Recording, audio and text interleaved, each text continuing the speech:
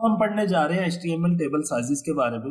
Last video में हमने जो पढ़ा था उसमें हमने HTML जो टेबल था वो क्रिएट किया था, उसमें हमने उसके जो बॉर्डर वगैरह है वो सेट किए थे। अब हम उसका जो साइज है, साइज से मुराद है कि जो अंदर कॉलम है, रो है या टेबल है, उनके साइज को हम डिफरेंट कर सकते हैं। इसके लिए आपने सिंपल करना क्या है कि आपने स्टाइल का एट्रीब्यूट यूज करना है विड्थ और हाइट की प्रॉपर्टी के साथ। तो इससे आप जो टेबल, रो और कॉलम का जो साइज है वो चेंज कर सकते हैं।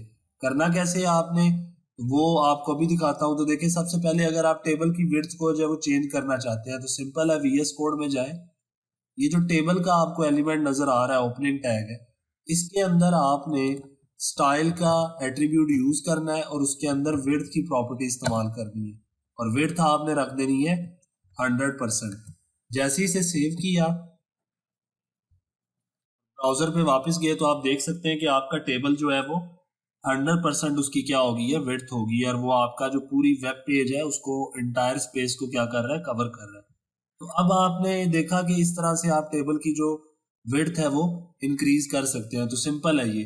इसी तरह अगर आपने कॉलम की विड्थ जो है वो चेंज करनी है, किसी भी कॉलम की, तो इसके लिए आपने क्या करना है कि स्टाइल का एट्रीब्यूट जो हेडर का या टेबल डाटा का एलिमेंट है, वहां पर आपने जो स्टाइल का एट्रीब्यूट है वो क्या करना है, यूज करना है। तो इसको करने के लिए अभी हम करते हैं, ये देखें, VS कोड पे जाता हूँ। ये रहा, मैं जैसे कंपनी वाला जो है, या बल्कि हाँ, कंपनी वाले को मैं क्या करता हूँ, इसकी जो विड्थ है उसको चेंज करता हूँ। तो इसमें देखिए, मैं इधर स्टाइल का एट्रीब्यूट यूज करूंगा, उसमें विड्थ की प्रॉपर्टी, और विड्थ की जो प्रॉपर्टी यूज करके उसकी जो वैल्यू है वो कुछ भी रख दूंगा, 40 पिक्सल रख दूंगा। ठीक है, ये वैल्यू पिक्सल में रख देते हैं। इसी तरह आगे ये जो टेबल डाटा है इसके अंदर भी रख दें स्टाइल विड्थ। विड्थ के बाद आप इधर भी रख दें कुछ भी वैल्यू, इसकी 40 पिक्सल ही रख देते हैं। ठीक है, इसे सेव करते हैं। तो जैसे ही सेव करके ब्राउजर पे वापस जाएंगे, रिफ्रेश करेंगे, तो आप देखें ये जो कंपनी वाला कॉलम है, ये वाला फर्स्ट, ठीक है, जिसमें कंपनी, एप्पल और मार्शल, ये जो फर्स्ट कॉलम है इसकी आप देखें क्या होगी है, विड्थ जो है 40 पिक्सल होगी है। बाकी दोनों की विड्थ ज्यादा है, इसकी विड्थ क्या होगी, कम होगी है। तो ये लाजमी नहीं है कि आपने टेबल डाटा के अंदर भी यही लगाना है आपने एट्रीब्यूट स्टाइल का। आप देखें ना, आपने एक हेडर के अंदर लगा दिया है, इसका जो हेडर है इस पूरे कॉलम का वो कंपनी था, तो उसके अंदर जब मैंने लगा दी है विड्थ का, स्टाइल का एट्रीब्यूट और विड्थ की वैल्यू दे दी है, तो आपको जो बाकी इसके जो डाटा एलिमेंट है उनके अंदर ये वैल्यू लगाने की जरूरत नहीं है। आप देखें, मैं सेव कर रहा हूँ और रिफ्रेश करता हूँ, ये देखिए कोई चेंज नहीं पड़ा। देखें आप, मतलब सिंपल हेडर में लगा दें या डाटा एलिमेंट में लगा दें, टेबल डाटा में, तो उससे कोई भी कह लें कि ये नहीं होगा कि आपको दोनों में लगानी पड़ेगी। एक में आपने लगा दी है तो उसकी जो विड्थ है वो क्या हो जाएगी, चेंज हो जाएगी। उसके बाद इस तरह आप किसी भी कह लें कि कॉलम की विड्थ चेंज कर सकते हैं। नेक्स्ट है, आपने टेबल की जो रो हाइट है वो कैसे चेंज करनी है। तो कहता है आपने सिंपल, अगर रो हाइट चेंज करनी है तो आपने स्टाइल का एट्रीब्यूट लगा देना है टेबल रो एलिमेंट में, जो TR एलिमेंट है उसके अंदर आप क्या कर दें, जाकर अपना जो स्टाइल का एट्रीब्यूट है वो यूज करें। आप देखिए आपके पास जो है 3 रोज है। फर्स्ट रो ये है, ठीक है, सेकंड रो और ये वाली थर्ड है। तो इसमें से किसी भी वाली में आप उसकी हाइट चेंज करना चाहते हैं, मैं सेकंड वाले की हाइट चेंज करता हूँ। तो यहाँ पर मैं स्टाइल का एट्रीब्यूट यूज करूंगा और उसके अंदर हाइट की प्रॉपर्टी, और हाइट की वैल्यू मैं कितनी दूंगा, आप रख दें इसके अंदर हाइट की वैल्यू, जैसे मैं रख देता हूँ 100 पिक्सल। इसको सेव करता हूँ। जैसे ही सेव किया, ब्राउजर पे गया, रिफ्रेश किया, तो आप देखें ये जो आपका सेकंड वाला जो रो है जिसमें ये डाटा पड़ा हुआ है, apple.com और USA, ये सेकंड जो रो है इसकी जो हाइट है वो क्या होगी, ये चेंज होगी है। तो सिंपल आपने जिस रो की हाइट ज्यादा करनी हो, आप सिंपल उस रो में जाएंगे और उसके जो रो, टेबल रो एलिमेंट है उसकी जो उसके अंदर स्टाइल का एट्रीब्यूट यूज करके आप इसकी हाइट को चेंज कर सकते हैं आसानी से। नेक्स्ट आपने क्या करना है, नेक्स्ट में आपके पास है HTML टेबल हेडर्स। हेडर्स के बारे में आ गया। तो हेडर्स आपने पढ़ा ही है, अभी पीछे भी पढ़ के आए थे कि हेडर्स को हम TH एलिमेंट्स के तौर पे डिफाइन करते हैं, मतलब इनके साथ TH लगाते हैं, टेबल हेडर। और वो मैंने बना के आपको दिखाए भी थे VS कोड में। आप देखें ये वाले, ये जो मेरे पास कंपनी, कॉन्टैक्ट और कंट्री है, ये मेरे टेबल हेडर है। और टेबल हेडर हमेशा आप देखें, ये आपको नजर आ रहा है, टेबल हेडर हमेशा बोल्ड होके क्या है नजर आते हैं और सेंटर्ड होते हैं। ये सेल के अंदर ये देखें ना, ये 3 सेल हैं ये ऊपर वाले, इन 3 सेल में ये हेडर जो है वो बाय डिफॉल्ट ही सेंटर्ड हो जाते हैं, मतलब दरमियान में आ जाते हैं, और उसके अलावा ये बोल्ड होके नजर आते हैं आपको। तो ये टेबल हेडर है और इनको स्पेसिफाई किया जाता है TH एलिमेंट से। नेक्स्ट है वर्टिकल टेबल हेडर्स। अगर आपने वर्टिकल टेबल, ये जो अभी टेबल हेडर मैंने बना रखे हैं इस टेबल के अंदर, ये हॉरिजॉन्टल है, आपको नजर आ रहे हैं, ये हॉरिजॉन्टली जो है ना आपके सामने शो हो रहे हैं, ये हॉरिजॉन्टल है।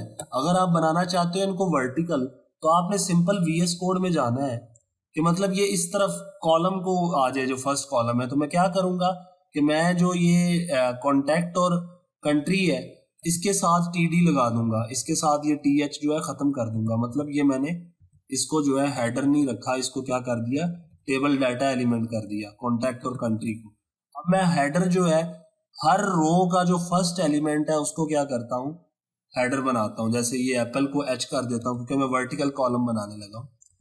वर्टिकल कॉलम हेडर बनाने के लिए जो हर रो का फर्स्ट एलिमेंट होगा उसको आपने क्या कर देना, जाके हेडर कर देना। तो आप देखें इसको जैसे ही हेडर करेंगे और सेव करेंगे, तो आप इसको सेव करके देखें, ब्राउजर पे जाएं, मैंने अभी हर टेबल रो एलिमेंट का जो फर्स्ट डाटा एलिमेंट था उसको हेडर में चेंज कर दिया। जैसे किया तो मैं अब जाऊंगा ब्राउजर पे, रिफ्रेश करूंगा, तो आप देखें पहले मेरा जो हेडर था वो कंपनी, कॉन्टैक्ट और कंट्री था, लेकिन अभी जो मेरा हेडर है वो कंपनी, एप्पल और मार्शन है, क्योंकि मैंने उस हेडर को हॉरिजॉन्टल से किस में चेंज कर लिया, वर्टिकल में। तो वर्टिकल में करने के लिए आपको अपनी जो टेबल रो एलिमेंट का जो डाटा एलिमेंट होगा उसको चेंज कर लेना है, किसमें, हेडर के अंदर। तो इस तरह वर्टिकल टेबल हेडर बना सकते हैं।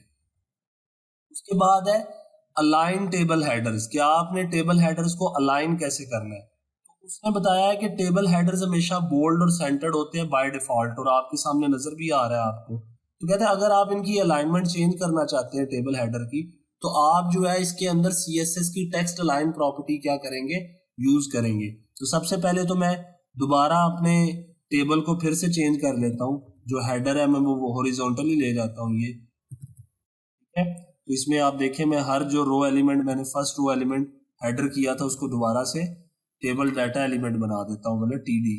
बाकी ये जो मैंने पहली रो के एलिमेंट थे उनको TD कर दिया था, सेकंड वाले और थर्ड वाले एलिमेंट को, तो उसको मैं दोबारा से टेबल हेडर TH कर देता हूँ। ये देखिए अब ये फिर से वही तीनों जो है वो क्या हो गए, हेडर बन गए, और ये अब हेडर हमारा हॉरिजॉन्टल हेडर है। सेव करें, ब्राउजर पे देखें, आपको फिर से नजर आ जाएगा। और उसके अलावा इसकी जो विड्थ है वो भी मैं चेंज करता हूँ। ये जो मैंने विड्थ का लगाया हुआ है, स्टाइल की प्रॉपर्टी लगाई हुई है, स्टाइल का एट्रीब्यूट यूज किया है इधर पहले हेडर में, उसको भी चेंज कर देता हूँ। सेव करते हैं और रिफ्रेश जैसे ही करेंगे आप देखें अब आपका ये इक्वली जो हेडर है क्या हो गया, डिवाइड हो गया। अब मैं चाहता हूं कि मेरा जो हेडर है उसकी मैं अलाइनमेंट चेंज करना चाहता हूं, तो उसने क्या है, ये CSS की प्रॉपर्टी है टेक्स्ट अलाइन की, वो आपने जाके इस्तेमाल करनी है। तो यहाँ पे जाके स्टाइल के टैग के बिटवीन में टेबल हेडर को कॉल करवाता हूँ, क्योंकि मैं टेबल हेडर को क्या करना चाहता हूँ, टेबल हेडर को मैं अलाइन करना चाहता हूँ लेफ्ट साइड पे। तो मैं इधर प्रॉपर्टी यूज करूंगा CSS की टेक्स्ट अलाइन, और प्रॉपर्टी क्या करूंगा, लेफ्ट। जैसी लेफ्ट की सेव किया मैंने, तो अब आपने देखना है गौर से, आपका ये जो हेडर टेबल हेडर है ये सेंटर्ड है, ये बाय डिफॉल्ट सेंटर और बोल्ड होता है। ये जैसे ही रिफ्रेश करेंगे तो देखिए सारे क्या है, लेफ्ट साइड पे आ गए हैं। तो इस तरह से आप CSS की प्रॉपर्टी को यूज करके टेबल हेडर्स को सेल के अंदर जो है वो मूव करवा सकते हैं, उनकी अलाइनमेंट को चेंज कर सकते हैं। राइट करना है तो राइट कर देंगे, देखिए राइट हो जाएगा। सेव करें, वापस जाएं ब्राउजर पे, तो ये राइट साइड पे आ गए। और दोबारा से अगर सेंटर करना है आपने तो उसको सेंटर कर दें, तो सिंपल है, वो सेंटर में आ जाएंगे। वैसे भी बाय डिफॉल्ट जो थे वो सेंटर ही थे, ये देखिए ये सेंटर में आ गए। तो इस तरह से आप टेबल हेडर की अलाइनमेंट जो है उसे चेंज कर सकते हैं। नेक्स्ट है कि आप हेडर बना सकते हैं मल्टीपल कॉलम्स के लिए। अगर आप चाहते हैं कि आप मल्टीपल कॉलम का हेडर बनाना चाहते हैं, जैसे अगर आप चाहते हैं कि आपके 2 कॉलम्स का हेडर जो है वो ऊपर एक हो, तो आपने सिंपल कहता है कि HTML टेबल में जो कॉल स्पैन है उसके एट्रीब्यूट को क्या करना है, इस्तेमाल करना है। कॉल स्पैन एट्रीब्यूट से आप बता देते हैं कि आपने हेडर जो है वो कितने कॉलम्स के लिए रखना है वो वाला। तो ये आपने टेबल हेडर एलिमेंट के अंदर कॉल स्पैन का एट्रीब्यूट क्या इस्तेमाल करना है। तो ये कॉल स्पैन का एट्रीब्यूट है, हम इसे इस्तेमाल करते हैं। देखें ये मेरा टेबल हेडर्स है, जो पहला टेबल रो एलिमेंट है उसके अंदर ये 3 हेडर्स मैंने अपने टेबल के रखे हुए हैं। इसमें मैं क्या करूंगा कि मैं चाहता हूं कि मेरा ये पहले वाला जो कंपनी है ना, ये हेडर बन के आए 2 कॉलम्स के नीचे। तो मैं इसमें से एक जो टेबल हेडर एलिमेंट है वो खत्म कर दूंगा, ये कॉन्टेक्ट वाला। ऑब्वियसली आपको पता है क्योंकि नीचे हमारे पास हर टेबल रो एलिमेंट में कितने एलिमेंट्स हैं, आपके पास 3 है, 3 डाटा एलिमेंट्स है। तो जारी बात है जब 3 है तो मुझे 2 डाटा एलिमेंट्स का जो हेडर है वो एक रखना है। तो मैं क्या करूंगा, एक खत्म कर दूंगा और कंपनी को 2 का हेडर बना दूंगा और लिखूंगा यहाँ पे कॉल स्पैन और यहाँ पे उसकी वैल्यू दूंगा 2, कि मैं इस हेडर को, कंपनी वाला जो हेडर है इसको मैं 2 कॉलम्स का जो है वो क्या करना चाहता हूँ, हेडर बनाना चाहता हूँ। तो वो 2 कॉलम्स जो है वो इसके नीचे ही आ जाएंगे, तो ये ऊपर हेडर बन के नजर आ जाएगा। ये देखिए मैंने सेव कर दिया और जाता हूँ वापस ब्राउजर पे। जैसे ही ये रिफ्रेश किया तो आपने देखा कि आपका जो कंपनी का हेडर है ये अब इस वक्त 2 कॉलम्स का क्या है, हेडर बन चुका है। तो इस तरह से आप कॉल स्पैन की प्रॉपर्टी को यूज करके जो है मल्टीपल जो कॉलम्स है उनके लिए एक हेडर जो है वो चूज कर सकते हैं। उसके बाद आप देखें आपके पास नेक्स्ट है कि हेडर आप बनाना चाहते हो मल्टीपल रोज के लिए। तो जैसे अभी कॉलम्स के लिए बनाया मल्टीपल, तो मल्टीपल रोज के लिए भी वह हेडर बना सकते हो। उसके लिए आपको जैसे कॉलम बनाने के लिए, मल्टीपल कॉलम्स का हेडर बनाने के लिए कॉल स्पैन की प्रॉपर्टी यूज करते हैं। तो जब मल्टीपल रोज का हेडर बनाना होता है तो तब हम रो स्पैन का जो एट्रीब्यूट है वो यूज करते हैं। उसको हमने टीएच एलिमेंट के अंदर क्या कर देना है, इस्तेमाल कर देना है। तो इसमें आपने करना क्या है, इसमें अब आप देखिए क्योंकि आपके अब जो हेडर है वो बेसिकली वर्टिकल होगा, इसमें फिर से वही होगा कि आपने इसको दोबारा से चेंज करें। ये मैंने चेंज कर दिया इसको। उसके अलावा वो वापस जो है क्या कहते हैं, आप इनको जो है वो इनका जो फर्स्ट एलिमेंट है उसको जो है वो क्या कर दें, आप टेबल हेडर रखें, सेकंड एलिमेंट को डाटा एलिमेंट बना दें। ये देखिए सेकंड को क्या करता हूं मैं, डाटा एलिमेंट बना देता हूँ और इसमें वो जो कॉन्टैक्ट वाला मैंने खत्म किया था उसको भी वापस लेके आता हूँ। तो इसमें लिख लेता हूँ कॉन्टैक्ट। अब मैंने वर्टिकल जो है हेडर बनाना है, तो मैंने जो पहला टेबल रो एलिमेंट है उसमें जो फर्स्ट वाला है इसको मैंने सिर्फ हेडर रखा है, बाकी 2 क्या रखे हैं, टेबल डाटा एलिमेंट रखे हैं। नेक्स्ट में जाऊंगा, उसमें नेक्स्ट वाली रो में मैं क्या करूंगा, पहले तो ये जो स्टाइल का एट्रीब्यूट यूज किया जिसमें हाइट की प्रॉपर्टी इस्तेमाल की थी इसे खत्म कर दे। अब इसमें मैं ये एप्पल वाले को क्या करूंगा, हेडर रख लूंगा। एप्पल को मैंने हेडर रख दिया, इस वाले में भी क्या करूंगा, एप्पल को हेडर रख दूंगा। ये एप्पल को मैंने क्या बना दिया, हेडर बना दिया, ठीक है। उसके बाद ये हो गया, एप्पल हेडर बन गया। उसके अलावा उसके 2 डाटा एलिमेंट क्या आ जाएंगे, ये 2 आ जाएंगे। नेक्स्ट जो है वो क्या करूंगा मैं, अब ये मार्शन जो है इसको मैं क्या कर दूंगा, खत्म कर दूंगा ये एक डाटा एलिमेंट, क्योंकि मेरी जो थर्ड रो होगी उसमें सिर्फ 2 डाटा एलिमेंट होने चाहिए, ताकि वो 2 डाटा एलिमेंट ऊपर वाली रो और नीचे वाली ये जो रो है, ये टेबल रो एलिमेंट और ये वाला टेबल रो एलिमेंट, इसमें आपके पास जो है वो क्या होने चाहिए, 2 डाटा एलिमेंट होने चाहिए, ताकि ये जो ऊपर टेबल हेडर है एप्पल वाला, ये दोनों का क्या है, हेडर बन सके। तो इसके लिए मैं थर्ड वाली रो में क्या रखूंगा, सिर्फ 2 एलिमेंट रखूंगा और इसमें जो है मैं जो है वो ऊपर में 3 मैंने कर दी। अब जैसे ही मैं इसे सेव करता हूं तो देखते हैं क्या इस पे फर्क पड़ता है। जैसे ही मैंने किया तो आप देखें ये आपके पास जो है इस तरह से हेडर क्या है, अपेयर हो रहा है। मतलब अभी भी आपका जो हेडर है वो बिल्कुल एग्जैक्ट जो है वो मल्टीपल रोज के लिए नहीं बना। तो उसकी वजह ये है कि आपने अभी करना क्या है कि आप सिंपल आपने रो स्पैन की प्रॉपर्टी इस्तेमाल नहीं की है, उसको इस्तेमाल करना है। तो जैसे ही मैं इधर रो स्पैन की प्रॉपर्टी इस्तेमाल करूंगा तो रो स्पैन, उसके अलावा इसमें मैं क्या लिखूंगा, 2, कि 2 रोज का एक हेडर होगा। ये इसे सेव करूंगा, वापस ब्राउजर पे जाऊंगा, रिफ्रेश करूंगा तो देखें आपके सामने रिजल्ट आ गया है कि आपका ये जो एप्पल हेडर है ये अब 2 रोज का हेडर है, एक का नहीं है।